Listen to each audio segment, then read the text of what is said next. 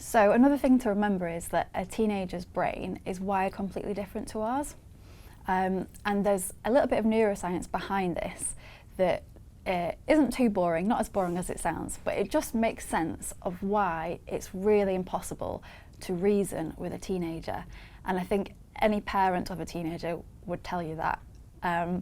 But actually there is a scientific basis behind that as well. So if we just watch this video now, it will explain a little bit about the teenagers' brains and why trying to convince them and persuade them and use willpower to tell them to stop self-harming is very unlikely to work. It's not easy being a teenager. There's the angst, the emotions, the raging hormones. And although hormones do play a big role in puberty, the brain is going through a lot of changes too. Neuroscientists are learning that some of the most puzzling teenage behavior may actually have some real benefits.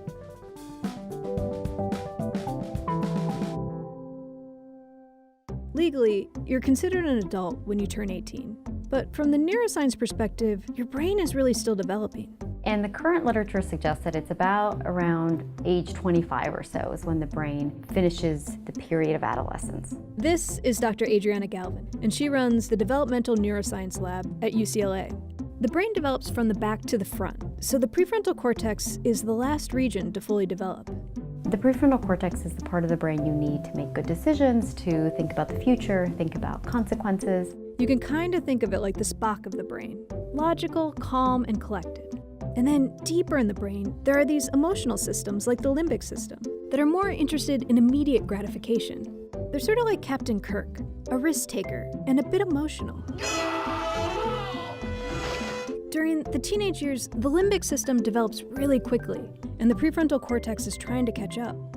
Eventually, as individuals become adults, the prefrontal cortex will increasingly have more influence over behavior than the impulsive part of the brain. So, without a fully developed prefrontal cortex, you can kind of see why teens might be more impulsive or just worry less about future consequences.